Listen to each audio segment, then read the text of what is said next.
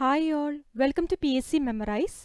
2024 July 20 തൊഴിൽ വാർത്തയിൽ വന്ന കറണ്ട് അഫയേഴ്സും അതിൻ്റെ വിശദാംശങ്ങളുമാണ് ഈ വീഡിയോയിൽ പറയുന്നത്. ഈ വീഡിയോ പാർട്ട് 2 ആണ്. ഇതിനു മുമ്പുള്ള വീഡിയോയുടെ ലിങ്ക് കമൻറ്റ് ബോക്സിൽ ഇട്ടിട്ടുണ്ട്. കാണാത്തവർ അതും കൂടി കാണുക. ബ്രിട്ടനിൽ 14 വർഷം ഭരിച്ച കൺസർവേറ്റീവ് പാർട്ടിക്ക് പരാജയം. 650 സീറ്റിൽ 412 സീറ്റ് നേടി ലേബർ പാർട്ടി അധികാരത്തിലെത്തി. ലേബർ പാർട്ടി നേതാവ് കെയർ സ്റ്റാമർ ആണ് പുതിയ പ്രധാനമന്ത്രി. പ്രധാനമന്ത്രിയായിരുന്ന ഋഷി സൂനക് പദവി രാജിവെച്ചു. കോട്ടയം സ്വദേശിയായ സോജൻ ജോസഫ് ബ്രിട്ടീഷ് പാർലമെന്റിലേക്ക് തിരഞ്ഞെടുക്കപ്പെടുന്ന ആദ്യ മലയാളിയായി. ലേബർ പാർട്ടി സ്ഥാനാർത്ഥിയായിട്ടാണ് സോജൻ മത്സരിച്ചത്. ജാർഖണ്ഡിലെ 13ാം മുഖ്യമന്ത്രിയായി ഹേമന്ത് സോറൻ സത്യപ്രതിജ്ഞ ചെയ്തു. രാജ്ഭവനിൽ നടന്ന ചടങ്ങിൽ ഗവർണർ CP രാധാകൃഷ്ണനാണ് സത്യവാചകം ചൊല്ലിക്കൊടുത്തത്. കള്ളപ്പണ കേസിൽ എൻഫോഴ്സ് ഡയറക്ടറേറ്റ് അറസ്റ്റ് ചെയ്യുന്നതിന് തൊട്ടു മുൻപാണ് ഹേമന്ത് സോറൻ രാജിവെച്ചത്. പകരം ചമ്പായ് സോറൻ ആയിരുന്നു മുഖ്യമന്ത്രി പദവി വഹിച്ചിരുന്നത്. 5 മാസത്തെ ജയിൽവാസത്തിന് ശേഷം ജാർഖണ്ഡ് ഹൈക്കോടതി ജാമ്യം അനുവദിച്ചതോടെയാണ് ഹേമന്ത് മുഖ്യമന്ത്രി പദവിയിൽ തിരിച്ചെത്തിയത്. ഇത് 3ാം തവണയാണ് ഹേമന്ത് സോറൻ ജാർഖണ്ഡിന്റെ മുഖ്യമന്ത്രിയായി സത്യപ്രതിജ്ഞ ചെയ്യുന്നത്. കാർഗിൽ യുദ്ധത്തിൽ വീരമൃത്യു വരിച്ച സൈനികർക്കുള്ള ആദരസൂചകമായി ഇന്ത്യൻ സൈന്യം നിർമ്മിച്ച ഖലൂബർ യുദ്ധസ്മാരകം വിനോദസഞ്ചാരികൾക്കായി തുറന്നുകൊടുത്തു. കാർഗിൽ വിജയ് ദിവസിന്റെ 25ാം വാർഷികത്തിന്റെ ഭാഗമായാണ് സ്മാരകം സഞ്ചാരികൾക്കായി തുറന്നുകൊടുത്തത്. 2030ഓടെ ഹരിതഗൃഹ വാതകങ്ങളുടെ ബഹിർഗമനം കുറയ്ക്കുക എന്ന ലക്ഷ്യത്തോടെ കന്നുകാലികൾക്ക് കാർബൺ നികുതി ചുമത്തി ഡെൻമാർക്ക്. ഇത്തരത്തിൽ കന്നുകാലികൾക്ക് കാർബൺ നികുതി ചുമത്തുന്ന ലോകത്തിലെ ആദ്യ രാജ്യമാണ് ഡെൻമാർക്ക്. 2025 നടപ്പിലാക്കുന്നതിനായി ന്യൂസിലൻഡും സമാനമായ നിയമം പാസാക്കിയിരുന്നു.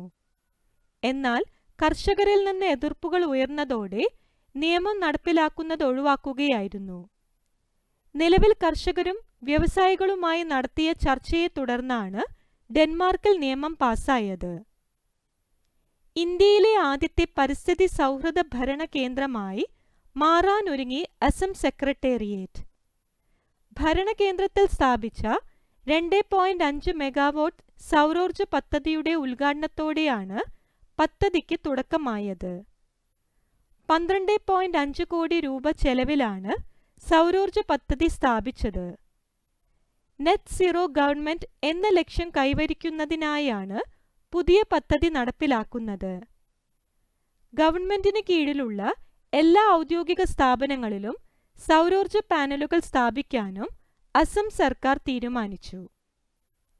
ലിംക ബുക്ക് ഓഫ് റെക്കോർഡ്സിൽ ഇടം നേടി ഇന്ത്യൻ റെയിൽവേ. ഒന്നിലധികം വേദികളിൽ പൊതുജന സേവന പരിപാടികൾ അവതരിപ്പിച്ചതിനെ തുടർന്നാണ് ശ്രദ്ധേയമായ നേട്ടം. 2024 ഫെബ്രുവരി 26 റെയിൽവേ സംഘടിപ്പിച്ച പരിപാടിയിൽ 2140 സ്ഥലങ്ങളിലായി 40,19,516 പേർ പങ്കെടുത്തതായാണ് കണക്കുകൾ. പ്രധാനമന്ത്രി നരേന്ദ്രമോദിയുടെ നേതൃത്വത്തിൽ നവീകരിച്ച മേൽപ്പാലങ്ങൾ, റെയിൽവേ സ്റ്റേഷനുകൾ, പുതിയ സ്റ്റേഷനുകളുടെ തറക്കല്ലിടൽ എന്നിവയാണ് പരിപാടികളുടെ ഭാഗമായി നടന്നത്. കേരള ഹൈക്കോടതിയുടെ ആക്ടിംഗ് ചീഫ് ജസ്റ്റിസായി ജസ്റ്റിസ് A. മുഹമ്മദ് മുഷ്താഖിനെ നിയമിച്ചു. കേന്ദ്ര നിയമ മന്ത്രാലയമാണ് ഇതു സംബന്ധിച്ച ഉത്തരവ് പുറത്തിറക്കിയത്. നിലവിലെ ചീഫ് ജസ്റ്റിസായ AG ദേശായി വിരമിക്കുന്ന പശ്ചാത്തലത്തിലാണ് തീരുമാനം. കണ്ണൂർ സ്വദേശിയായ മുഹമ്മദ് മുഷ്താഖ് 2014 ഹൈക്കോടതിയിൽ അഡീഷണൽ ജഡ്ജിയായി നിയമിക്കപ്പെടുന്നത്. 2016 സ്ഥിരം ജഡ്ജിയായി. വനിതാ ക്രിക്കറ്റ് ടെസ്റ്റിൽ ഏറ്റവും ഉയർന്ന റൺസ് നേടുന്ന ആദ്യ ടീമായി ഇന്ത്യ. ദക്ഷിണാഫ്രിക്കയ്ക്കെതിരെയായ ടെസ്റ്റിൽ ആദ്യ ഇന്നിംഗ്സിൽ 603 എന്ന സ്കോറാണ് ടീം നേടിയത്.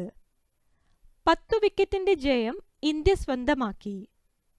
ഷെഫാലി വർമ്മയുടെ ഇരട്ട സെഞ്ചുറിയുടെയും സ്മൃതി മന്ദാനയുടെ സെഞ്ചുറി കരുത്തിലുമാണ് 603 എന്ന വനിതാ ക്രിക്കറ്റിലെ ലോക റെക്കോർഡിന് അർഹമായ സ്കോറിലെത്തിയത്. അൽബേനിയൻ നോവലിസ്റ്റ് ഇസ്മയിൽ ഖാദറി അന്തരിച്ചു. 1963 പ്രസിദ്ധീകരിച്ച the general of the dead army എന്ന നോവലിലൂടെയാണ് ഇസ്മയിൽ ഖാദറി പ്രശസ്തനാവുന്നത്. മാൻ ബുക്കർ പ്രൈസ് ഉൾപ്പെടെ നിരവധി പുരസ്കാരങ്ങൾ ലഭിച്ചിട്ടുണ്ട്. മുൻ ഇന്ത്യൻ ഫുട്ബോൾ താരമായ ഭൂപീന്ദർ സിംഗ് അന്തരിച്ചു. 1960-70 കാലഘട്ടത്തിൽ ഇന്ത്യൻ ടീമിലെ ശ്രദ്ധേയമായ താരമായിരുന്നു.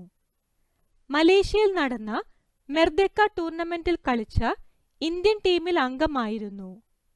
സന്തോഷ് ട്രോഫിയിൽ മഹാരാഷ്ട്ര സർവീസസ് ടീമുകൾക്കായി കളിച്ചിട്ടുണ്ട്. ഇന്ത്യയുടെ ദേശീയ നദിയായ ഗംഗയെ നിരീക്ഷിക്കാൻ ഇ-ഫ്ലോ മോണിറ്ററിംഗ് സിസ്റ്റം അവതരിപ്പിച്ച് കേന്ദ്ര ജലശക്തി മന്ത്രാലയത്തിന്റെ വിഭാഗമായ national mission four clean Ganga. 2018 കേന്ദ്ര സർക്കാരിന്റെ ഉത്തരവിനെ തുടർന്നാണ് പുതിയ സംവിധാനം നടപ്പിലാക്കുന്നത്. നദികളുടെ ഒഴുക്ക്, ജലത്തിന്റെ ഗുണനിലവാരം, അണക്കെട്ടുകളുടെ സ്വാധീനം എന്നിവ തുടർച്ചയായി വിശകലനം ചെയ്യുന്നതിനെയാണ് സിസ്റ്റം വികസിപ്പിച്ചത്. ഗംഗയ്ക്ക് പുറമെ യമുന, മറ്റ് പോഷക നദികൾ എന്നിവ സിസ്റ്റത്തിന്റെ നിരീക്ഷണത്തിൽ ഉണ്ടാവും. വന്യജീവികളെ സംരക്ഷിക്കുന്നതിനായി അവയുടെ മുഴുവൻ വിവരങ്ങളും ഉൾക്കൊള്ളിച്ചിട്ടുള്ള പട്ടിക തയ്യാറാക്കുന്ന ലോകത്തിലെ ആദ്യത്തെ രാജ്യമായി ഇന്ത്യ. വന്യജീവികളെ സംരക്ഷിക്കുന്നതിനായി ഫോണ ഓഫ് ഇന്ത്യ എന്ന പോർട്ടൽ കേന്ദ്ര സർക്കാർ അടുത്തിടെ ആരംഭിച്ചിരുന്നു.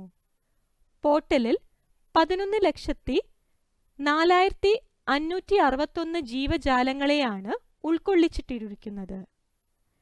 തദ്ദേശീയമായതും വംശനാശ ഭീഷണി നേരിടുന്നതും ഷെഡ്യൂൾ ചെയ്ത വിഭാഗങ്ങളെയും പട്ടികയിൽ ഉൾപ്പെടുത്തിയിട്ടുണ്ട്. ഇന്ത്യയും തായ്ലൻഡും തമ്മിലുള്ള സംയുക്ത സൈനിക അഭ്യാസത്തിന്റെ പേര്? ഉത്തരം മൈത്രി. സൂര്യന് ചുറ്റുമുള്ള L1 പോയിന്റ് ഭ്രമണം പൂർത്തിയാക്കാൻ ആദിത്യ L1 പേടകം എത്ര ദിവസമെടുത്തു? ഉത്തരം 178. ഹോട്ടൽ, റെസ്റ്റോറന്റ് മേഖലയിൽ GST വകുപ്പ് നടത്തിയ പരിശോധനയുടെ പേര്? ഉത്തരം ഓപ്പറേഷൻ ഫാനം. നിലവിൽ വന്ന പുതിയ ക്രിമിനൽ നിയമപ്രകാരം ആദ്യ കേസ് രജിസ്റ്റർ ചെയ്തത്? ഉത്തരം ഗ്വാളിയർ.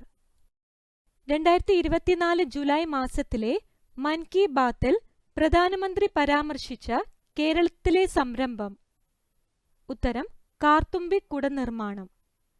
അടുത്തിടെ വാട്സപ്പിൽ ഉൾപ്പെടുത്തിയ നിർമ്മിത ബുദ്ധി സംവിധാനം? ഉത്തരം മെറ്റ AI.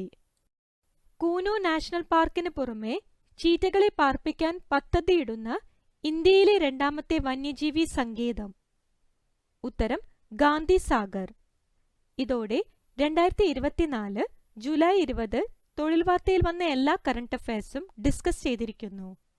ഈ വീഡിയോ നിങ്ങൾക്ക് ഉപകാരപ്പെടുകയാണെങ്കിൽ ദയവായി ലൈക്കും ഷെയറും സബ്സ്ക്രൈബും ചെയ്യുക. Thank you.